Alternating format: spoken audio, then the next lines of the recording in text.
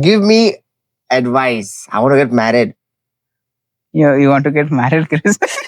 Why should I listen to priests when they are sinners, just like everyone else? I like someone, but I don't know if they like me back or not. Okay, in this scenario, you can ask that person. I don't how, want to do that. how you're going to ask, that's up to you. Be confident. You can ask. The max she's going to say is no. What's one misconception about priesthood that you would want to disappear? There's so many, Chris. So many misconceptions. Um, I've heard people telling that priests shouldn't have beards. Huh? Like, yeah, seriously, I've never heard anyone saying that. They've said priests cannot have long hairs. Jesus had. No, so Jesus don't had joke, long but hair. it is what it I wish is. they watched this video. Jesus had long hair. Yeah. But people do tell, even the priests, some of the priests, yeah. Priest other than the other priest. Yeah, They said you should not have this mustache. You look like a Muslim. So I don't know, I'm pretty sure this is like a misconception or I don't know, this is something strange. some But random saying, I'll call it. yeah. But which doesn't make sense at all. Yeah, which is totally senseless. It's not based on any fact or truth. Right. It's just some experience. I have no idea. So anyway, the craziest misconception I've heard is about how the vocation of the priesthood works. So people say that God calls. Yeah. Yeah, which is true. God does call us. He gives us an invitation to become a priest to join the religious life. Yeah. But it is same for all. It is God who calls us to married life, to single life, to everything. However, when God calls us to the priesthood, it is not in some mystical sense that, oh, I've seen God calling me. I've heard God. It's not always like that burning bush moment wherein you'll see a burning bush and you'll say, okay, God it is happened there. with Samuel, no? Yeah, it was with Samuel, Moses. Yes, Moses. Moses. Moses. Yeah. I thought so. In the chapel, he Yeah. So that was with Samuel. I think so. I've forgotten. Yeah, that so could sorry. be Samuel. I don't know. I have a very strong, but yeah, but is there not? Okay. It's not always like that. Is what Yeah, you're it's saying. not. It's not You always just like hear that. someone, "Arey, Yeah. God is calling Sometimes me." it is just in our very quiet, ordinary moments that Yeah. God calls us. Silent mostly. In silent moments, God calls us. It is through hearing, through seeing, through our experience, through our parents, through encouragement from other people that go become a priest. And parents should in fact tell their children. They should at least present to their children that this is married life, this is the priesthood, this is single life, this is religious life. At least present it to the children, give them a choice, and let them choose what they want to. At least instill that, introduce these occasions to them so that they make a wise decision. There are many parents, last year I have asked many parents that, so did you tell your child about the priesthood? Have you introduced him to the priesthood? Have you at least once asked him that, do you want to join the priesthood? And no, never. Parents never do that. See, we have always seen marriage. We've gone to marriages. Have we gone to ordinations? Very few of us. Very few of us have gone to I'll ordinations. be very honest with you. Yours was the first ordination I've been to. And I'm sure you've at least gone to 50, 100 marriages in your full life. More than that. More than that. Yeah. So we know what marriage is, but we do not know what priesthood, what religious life It was is, what is very single life. surreal experience watching such a big procession at the start and watching all the rites and rituals done. This was something very surreal, something new for me. So yeah, actually, to quote you, people should actually go to ordinations. You never know. Out of the 10, at least one might get a thought at least to be a priest. Yeah. And this misconception, which is kind of like a misrepresentation of what and how the vocation works, should actually disappear, because not everybody gets a vocation of, hey, God is calling me. Oh, I heard God there in the night. He's calling me. No, it grows quietly. It is nurtured with our parents, are the ones who nurture this vocation, our family, our friends, the church, congregation at large. They are the ones who should, encourage. And that's how vocation works. It's not just like, coming from above. So as you said, everyone has a vocation, single, married, priesthood, to be a nun. But come here. I want to get married. Give me some advice. I think they can hear, Chris. Okay, mics are here, so everybody can hear. All right. So I should have muted them. Oh gosh. So Chris wants to get married and he requires advice. And okay, so what advice would we give to a person who is discerning marriage. So the first advice is, you seek advice from God. Ask God, is this what you want me to do? Is married life the vocation that I am called to? God from all eternity has a plan for our lives. And some of us are called to marriage, some of us are called to single life, to religious life, to priesthood. So get that thing settled with God. If God wants you to get married, good, you've done your discernment. That, okay, God, this is what I have to do. And God is saying, yes, this is what I want you to do. And this is who I want you to get married to. Good, great, great. So that's all wonderful. Now, the advice part. You're going to live with that same person every single day for months, years, decades, a very long time. And it may look everything, ordinary. It may sound like a routine, but know that you're doing something noble, something beautiful.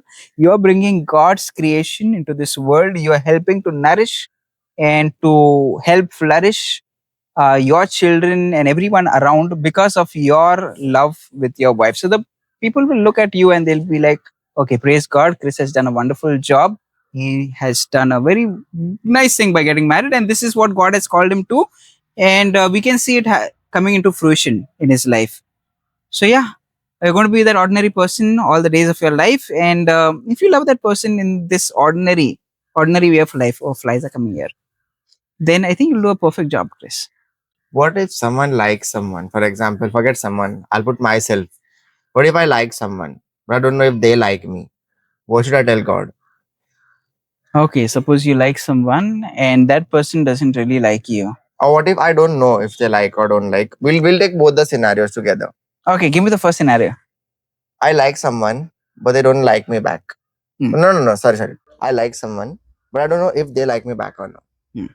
Okay, in this scenario, you can ask that person. I don't want to do that. How you're going to ask, that's up to you. Be confident. You can ask. The max she's going to say is no. Oh my God. The max you're going to get is a no, and you can move on. Okay. Yeah, it's difficult. I know you like that person. That person means the world to you. She may probably say yes, and everything will go well. Good. She may say no, and your heart is going to break. Definitely. But time heals. So surely you'll get a healing in the new partner that you're going to get. Second scenario. What if I like her, but she doesn't like me back? Yeah, you have to choose somebody else, Chris. She doesn't like you back. That means she's going to get married to someone else. No doubt in that. Yeah. So it happens. Yeah, it's normal. It happens. We have a crush on someone, but the person doesn't even know we exist. Like I know nowadays, hey, Chris, there are so many people who are telling me, Ari, that girl, she likes that K-pop singer from Korea, from South Korea. Bro, those men, those boys, they don't even know that you exist. So you can fantasize all you want that, I'll get married to this person. He will call me my princess, my darling, my everything. But it has to be realistic also. Oh yeah, but actually, like people are still crazy. They idolize. Instead of idolizing, they're going on another level. That some people, you might have read news. A serious note. Some people, like some girls, actually had left their house to go out or something. Okay. And their parents filed a complaint. By the grace of God, they were found. They were confronted that all this is not true. What you're seeing, like you're going to go there and you're gonna meet. It's not like that. So where did they go? To Korea? They wanted to go to Korea. Ooh. And then something like that. I don't remember the news properly, but I read an article stating this. So yeah, this is crazy. Crazy. Yeah, we need to have realistic expectations.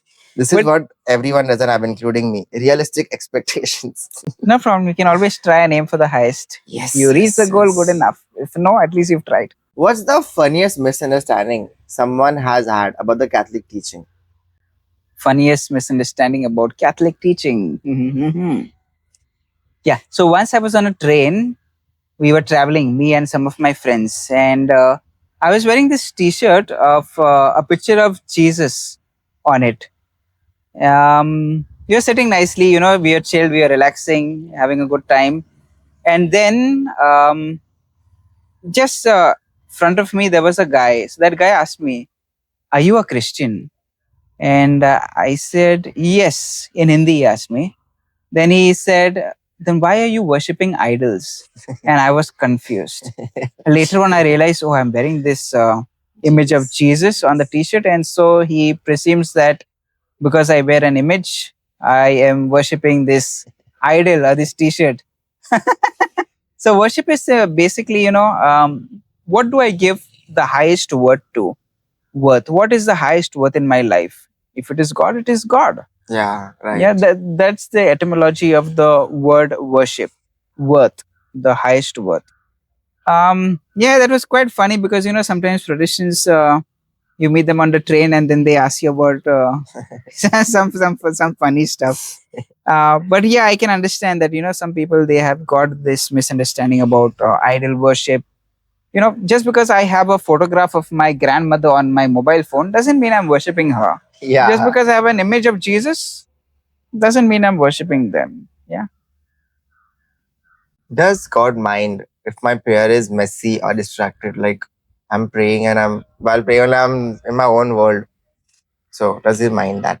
Yeah, I think God is totally fine with that. He knows your heart. He is fine? Yeah, he knows that we are not perfect. But the thing is, we are trying to at least pray, right? So even if it is messy, if it is distracted, it's fine. As long as you have taken the first step and you're with your full strength, energy, your full being and soul, you are trying to pray. You are trying to have a communication with God. You're trying to talk to God. That is what matters. He looks at our intentions. Yeah, if you get distracted, fine. Ask him, tell him, like, Lord, can you please help me out? And surely he will help you. Yeah. So it is much better than not praying. So, oh, yeah, definitely. Yeah. Definitely better than drifting away and not praying. Yeah. So I have a very nice question in my mind. It's a very interesting one. I don't know if anybody asked you or no, but I'll ask it to you. Why should I listen to priests when they are sinners, just like everyone else? That's a valid question, Chris, because yeah, priests also are imperfect. Priests also are stained by sin. That's true. I'll give you an analogy. So, why would a person go to a doctor who also, at times gets sick to get cured? Why would they go? Yeah. See, the priest, you don't listen to the priest because he's sinless or he's perfect. You listen to the priest because he studied, he knows his stuff. He is proclaiming the truths of Jesus Christ. Right. And he is already well versed in that. He knows his stuff. Right. Similarly, you go to the doctor not because he's sick, he's bad, he's evil, he's crooked or whatever.